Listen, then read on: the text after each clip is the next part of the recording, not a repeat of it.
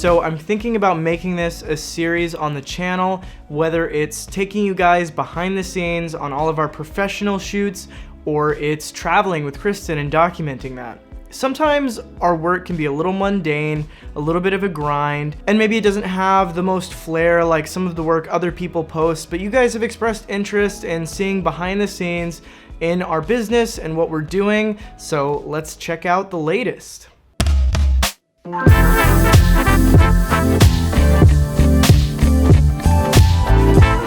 Learning a new medium can really do a lot to motivate you creatively. I think when you reach a period of exhaustion with what you're doing, it can be helpful to focus on something completely new and out of your comfort zone.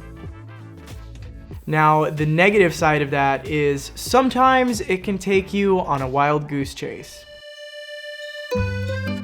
This is not a film photography channel now, but we did just get the Mamiya RZ67 with the waist level viewfinder. Since the last time I posted, Kristen and I have purchased 2 medium format film cameras. You see, we got the first one and put 9 rolls of film through it. Several of them were pretty important, and they didn't work out. Didn't work out at all. Camera was messed up, we had light leaks, we had all kinds of issues. Suffice it to say, we learned our lesson with the first Mamiya. We cheaped out a little bit and we had to send it back to Japan. We ordered in a new Mamiya, and it is the Pro 2 model to boot. So we just got the new RZ67 Pro 2 in the mail. This one is actually in beautiful condition. We spent a little bit more on it, but I think it's well worth it. I was really surprised when I flipped up the waist level finder for the first time. It has the gridded screen, which is the one I really wanted anyways. And then it also has the 110mm f2.8, which I think is one of the more useful lenses for the Mamiya system. So I'm really excited to test that out. We are going to go through a roll of film before we do a professional shoot. We kind of learned our lesson with that. So I brought a roll of Fuji Pro 400. Out of all the film stocks we tested out, I really liked those colors the best. So we're gonna load it up and we're gonna go shoot at this tennis court over here, because that's like the thing to do with these Fuji film stocks, because the greens look so nice.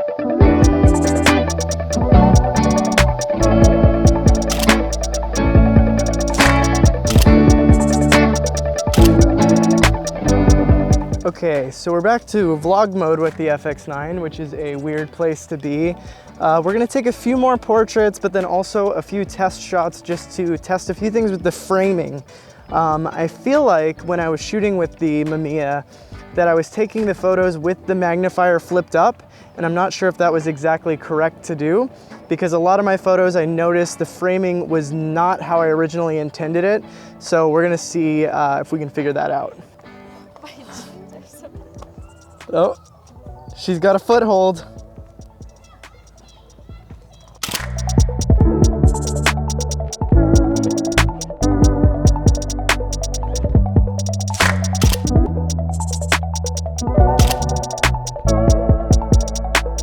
Okay, so back to our day job for a second. We were excited to do this shoot with our friends, Meech Pango, a really nice local band. And we were especially excited because we would get to try out some new gear.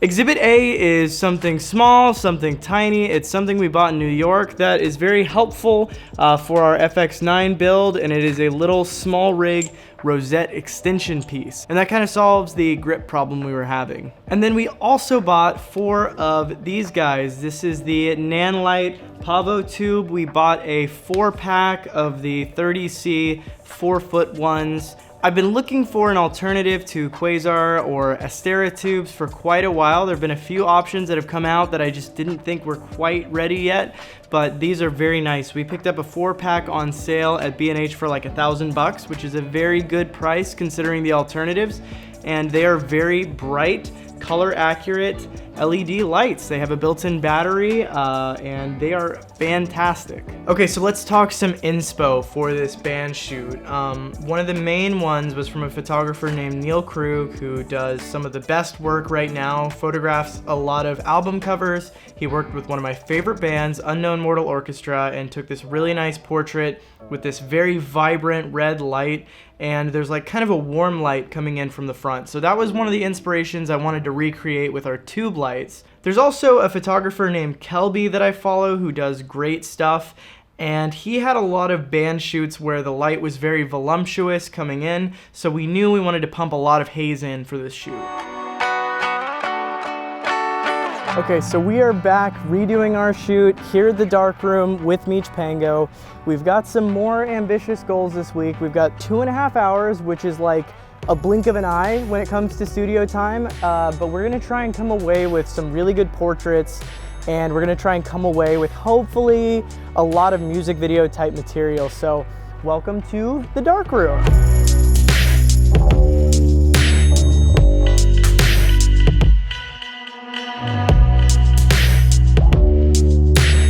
We're gonna load up the RZ.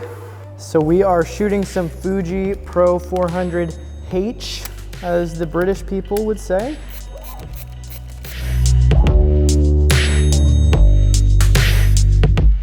This wouldn't be an episode where we shoot film without the, the song for film photographers, the theme music.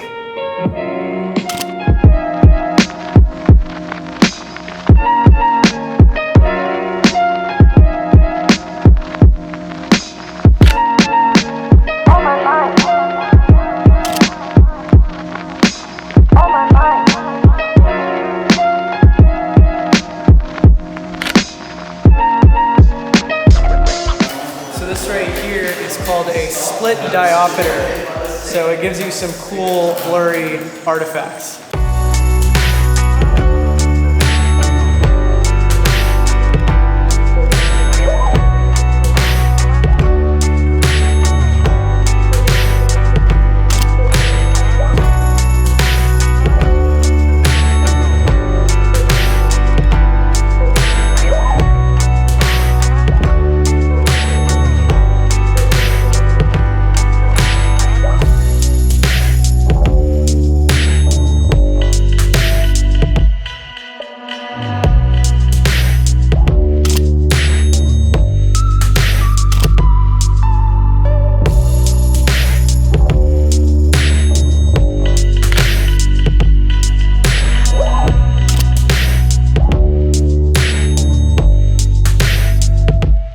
So obviously I was extremely happy with all of the video footage we got during this shoot. The FX9 handled things amazingly.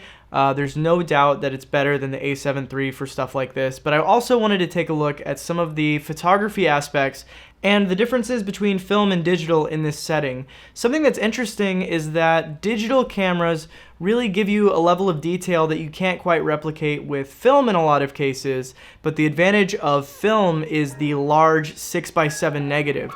Even modern medium format digital cameras can't create that large of a format.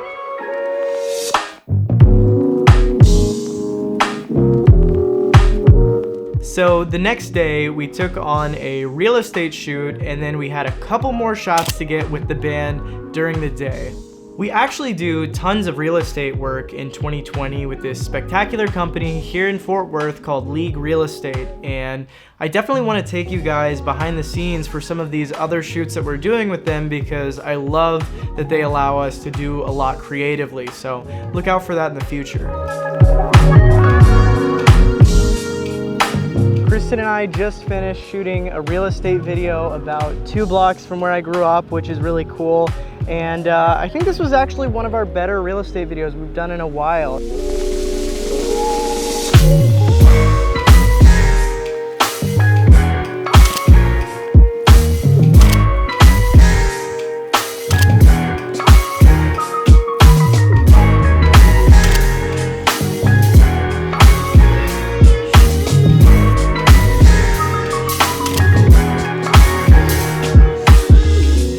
that's it. Thanks for joining me for this new segment, and be sure in the comments to dunk on me for wasting 9 rolls of film without checking to see if the camera worked, and I will see you in the next video.